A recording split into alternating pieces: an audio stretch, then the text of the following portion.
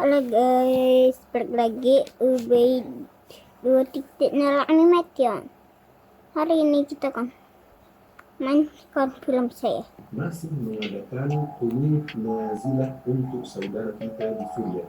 Kalau ada teman-teman yang baca berita di tahun 2011, 12, 13, ini belum ada animasi. Kita harus menekan temanku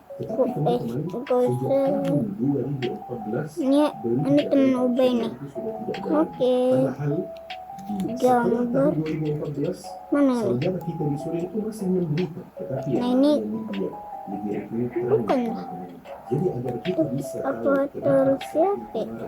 Suriah Ini aja nih. apakah benar Ini kembaran Ubay. Atau tidak, kita harus tahu sejarahnya sedikit dulu teman-teman. Perkusi itu berjalan. peristiwa yang besar, satu peristiwa yang sangat terkenal, namanya Arab Spring. Pasti teman-teman pernah dengar tentang Arab Spring. Ketika mulai di Tunisia, presiden Tunisia turun, Mesir, udah ada foto ceweknya aja. Dan lain-lain teman-teman. Arab Spring itu menyebar kemana-mana. Salah satu negara yang mengalami Arab Spring itu adalah Suriah, teman-teman. Suriah juga di saat terjadi revolusi dari warga meminta orang yang memimpin itu yaitu Bashar al-Assad untuk turun untuk menyerahkan kekuasaan kepada warga, kepada masyarakat supaya mereka pilih pemimpinnya sendiri. Tetapi dia yang mau turun. Di Mesir sudah turun. Mungkin di kopi. Ini sudah turun juga. Di Suriah dia nggak mau turun. Dan dia membalas protes-protes dan revolusi yang sangat damai itu dengan cara yang sangat kejam teman-teman. Sehingga dia menyerangi orang yang protes itu dengan misalnya di penjara, bukan sekedar dibunuh, bukan diserangi dengan senjata kimia. Bahkan desa-desa muslim di Suriah itu diserangi dengan senjata kimia, diserangi oleh pasukan rezim. Kita kenapa nggak playnya kayak gini? Seperti ini, otomatis warga Suriah membela diri sendiri dan mulai juga membentuk pasukan-pasukan untuk membela rumahnya sendiri, kotanya sendiri, desanya sendiri, keluarganya sendiri. Maka banyak sekali teman-teman pasukan yang muncul di Suriah waktu itu. Banyak gerakan yang muncul di Suriah waktu itu. Semuanya punya tujuan yang sama, yaitu meruntuhkan rezim al-Assad itu. Tetapi ideologi mereka itu beda-beda teman-teman. Coba kita lihat yang muncul setelah melihat kekejaman al-Assad itu adalah HTS. Tetapi dulu namanya bukan HTS. Tapi kita hari ini bakal menggunakan nama HTS ini supaya memudahkan strategi. Jadi dulu namanya beda, baru berubah di 2017 jadi. Oke, kita akan lihat. Kelompok yang muncul adalah HTS, tapi itu bukan satu kelompok yang muncul di sini. Ada juga satu kelompok yang namanya FSA. Di situ dia.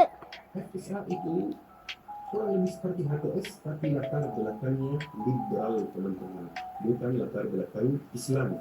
Ada juga satu kelompok lagi yang namanya SDF, itu kelompok yang Kurdi sekuler.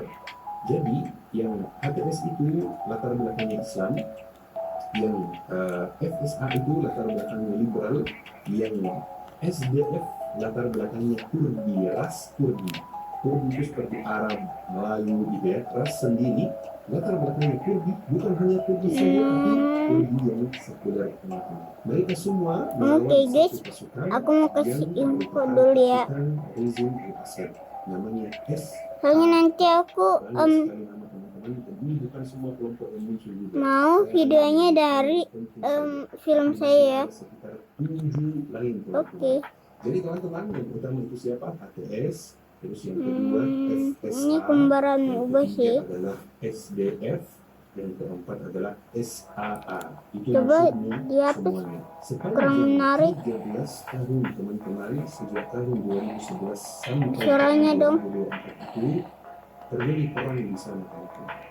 tiga kelompok yang kami sebutkan namanya itu berperang melawan SAA Gambar rezim Al-Assad. putih aja Tujuan nih. mereka semua adalah satu, Meteor. menguasai Meteor. ibu kota Damaskus.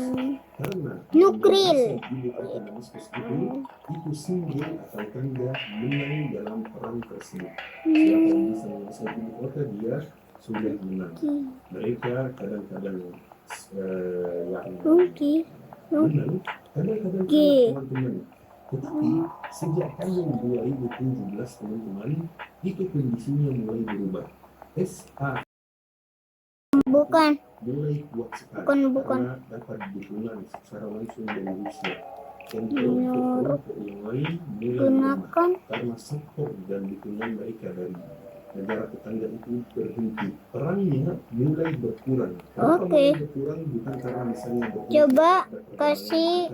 Tetapi karena ada satu pihak yang jadi sangat kuat dan satu pihak yang jadi sangat lemah.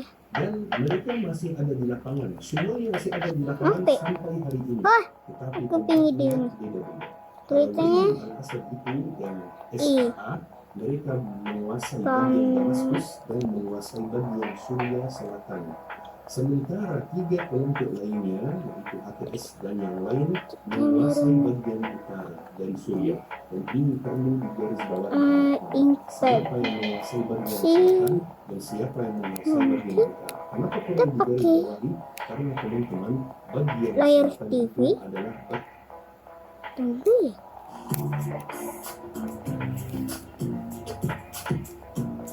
Cobalah kita harus pakai keretanya. bagian yang berbatasan dengan Israel. Di bagian selatan itu dikuasai oleh SAA. Keretanya mendarat. Dan bagian selatan itu ada satu tempat namanya versi beda. Atau gerakan tinggi bulan. Itu dijajah oleh Israel sejak tahun 68 teman-teman. HTS dan kelompok lainnya itu di utara teman-teman, jauh sekali dari bagian yang berbatasan dengan Israel. Jadi yang bertanggung jawab menjaga dan melindungi dan mengelola bagian selatan yang berbatasan dengan Israel adalah rezim Al-Assad sendiri, SAA. Jadi teman-teman, saya ulangi sekali lagi, rezim Al-Assad menguasai Damaskus, ibu kota, dan bagian selatan yang berbatasan dengan Israel. HTS menguasai kota namanya Idlib, ini di utara Suriah. Kemudian ada FSA menguasai juga beberapa desa dan beberapa kota sekitar Idlib, masih di bagian utara. Kemudian layar TV coba terus berlatar belakang Kurdi sekuler, mereka menguasai beberapa kota yang berbatasan dengan Turki. Baik, pernah cari-cari di bawah kebanyakan penduduknya orang Arab. layar TV. Dan kelompok ini memang latar belakangnya Kurdi sekuler. Mereka kuasai TV-nya. Seperti ini kondisinya teman-teman. TV-nya main aja nih. Kemarin itu sampai datang bulan November, bulan Desember 2024 ini teman-teman. Sepertinya teman-teman, Rusia berhenti mendukung rezim Al-Assad. Dan sepertinya teman-teman, Turki mulai mendukung HTS. Kita tidak tahu siapa berhenti mendukung siapa dan siapa mulai dukung siapa. Kita tidak bisa memastikan secara pasti, secara 100%, secara yakin. Tapi yang pasti, HTS mulai meninggalkan Idlib, kota base mereka atau pusat mereka di utara Suriah, dan mereka mulai bergerak menuju mana? Menuju Damaskus. Kenapa Damaskus? Karena seperti yang kita sepakati bahwa tujuan utama semua kelompok itu adalah menguasai ibu kota Damaskus sebagai tanda menang dalam perang. Kita harus hanya dalam waktu 11 hari HTS berhasil bergerak dari Idlib di utara sampai Damaskus di selatan dan menguasai Damaskus sampai Assad meninggalkan Suriah atau lebih tepatnya kabur bahkan tidak membawa jenderal, layar merah, tidak membawa beberapa dari keluarganya, hanya keluarga inti saja. Kabur kemana? Kabur ke Rusia. Bahkan tidak sempat membawa banyak barang mewah yang dia kumpulkan selama ini. Dia kabur membawa 2 miliar US dollar dan membawa 200 kg emas. Masih ada banyak barang mewah lainnya yang dia tidak bawa karena tidak sempat, sepertinya terburu-buru. Hanya dalam waktu 11 hari saja teman-teman, dan kita tidak tahu kapan dia dapat perintah dari Rusia untuk kabur. Jadi teman-teman, dalam waktu 11 hari itu, semua Timur Tengah itu kaget. Semuanya kaget teman-teman. Semuanya tidak tahu apa yang lagi terjadi. Kok bisa ada satu kelompok tiba-tiba bisa menang seperti itu? Apa yang akan terjadi? Siapa yang akan menguasai Damaskus? Siapa yang akan menguasai ibu kota? Apakah rezim Al-Assad itu akan bertahan dan melawan untuk menjaga ibu kota? Tidak, semuanya kaget, termasuk Israel. Biar saya jelaskan satu hal yang sangat penting teman-teman. Kalau saya tanya teman-teman, Israel itu menjajah negara apa? Atau negara mana? Teman-teman pasti akan menjawab Israel menjajah Palestina. Dan itu benar teman-teman. Tetapi bukan hanya Palestina yang dijajah oleh Israel. Biar saya kasih beberapa fakta yang menunjukkan. Israel pasti menjajah Palestina dan menjajah sebagian dari wilayah Lebanon Selatan sampai hari ini, dan menjajah beberapa pulau kecil dari Mesir sampai hari ini, dan menjajah bagian selatan dan Suriah. Kalau dideketin jadi tinggi Al-Golan. Daratan tinggi Al-Golan itu punya cerita yang menarik teman-teman.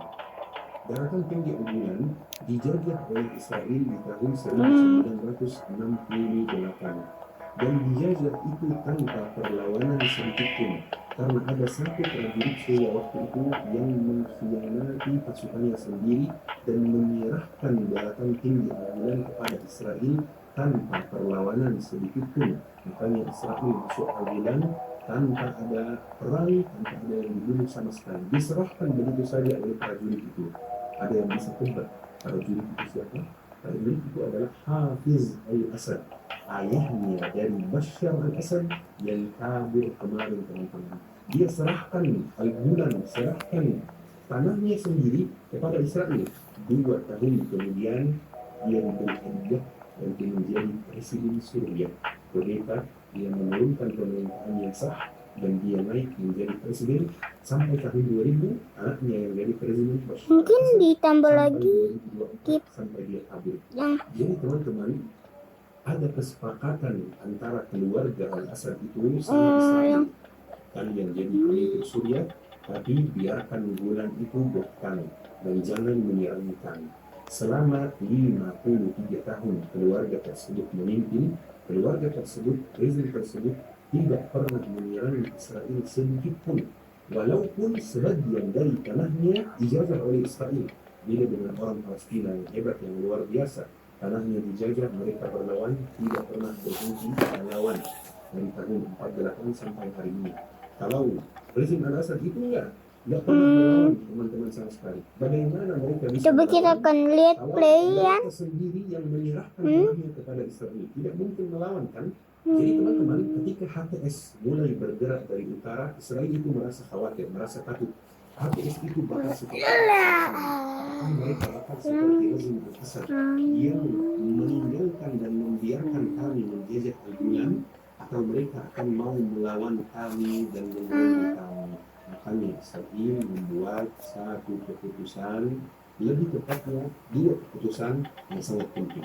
Keputusan pertama Israel adalah di hari pembebasan Damaskus, mereka masuk wilayah Syria dan menghancurkan semua pangkalan militer milik rezim Al-Assad. Mereka memutuskan untuk menghancurkan semua pangkalan militer tersebut, semua pesawat-pesawat militer, supaya apa? Supaya nanti pas HTS yang berkuasa, guys, ini cuma tutorial. Tidak punya pangkalan militer, tidak punya senjata, tidak punya pesawat, tidak punya apapun. Mereka mulai dari nol, sama seperti Hamas. Mereka tidak punya senjata sama sekali. Kalau pas rezim Al-Assad berkuasa, Israel tidak khawatir. Kalau rezim Al-Assad punya senjata-senjata, pesawat dan pangkalan militer, kenapa? Karena bersahabat, dengan ada kesepakatan. Walaupun terang-terangan mereka itu bermusuhan, ya. Tetapi Israel tidak khawatir. Israel khawatir HTS menggunakan senjata-senjata yang dari rezim Al-Assad untuk menyerang Israel. Ini keputusan pertama, menghancurkan semua pangkalan militer di Suriah. 90% dari kemampuan militer Suriah itu dihancurkan hanya dalam waktu 2 hari, 48 jam saja. Ya. Semua pangkalan militer. Terima kasih banyak. Yang kedua adalah Ya, invasi atau terima kasih banyak. bagian yang lebih besar dari Kenapa enggak dikasih? Jadi seperti yang kita katakan tadi, daratan tinggi bulan ini memang sudah dijajah oleh Israel sejak tahun 68 karena diserahkan tanpa perlawanan oleh Hafiz al-Assad itu. Tapi Israel kemarin memutuskan untuk mengambil sebagian besar, sebagian yang lebih dari daratan tinggi bulan, namanya Gunung Al-Shaykh, Jabal Al-Shaykh. Untuk apa? Supaya mereka lebih menjaga diri, karena di bulan itu ada banyak pemukiman dan lain-lain, pemukiman ilegal, pemukiman orang Israel yang mereka buat. Dan pelubis ya guys. Ke Damaskus. Kalau di kemudian hari mereka mau invasi Damaskus, mereka masuk hanya dalam waktu 2 hari. Tinggal kita cari. Dan itu dilakukan persis Nah, di hari terbesar ya. ATS sibuk Kalau udah jadi, di hari pertama ATS masuk Damaskus. terima kasih ya semuanya. Dua keputusan atau 2 aksi ini.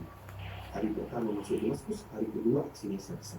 Jadi sekarang pertanyaan yang mungkin muncul di benak teman-teman. Kenapa ketika Israel invasi Suriah di 2 hari tersebut, HTS itu tidak ada perlawanan sama sekali? Kenapa HTS membiarkan Israel masuk begitu saja?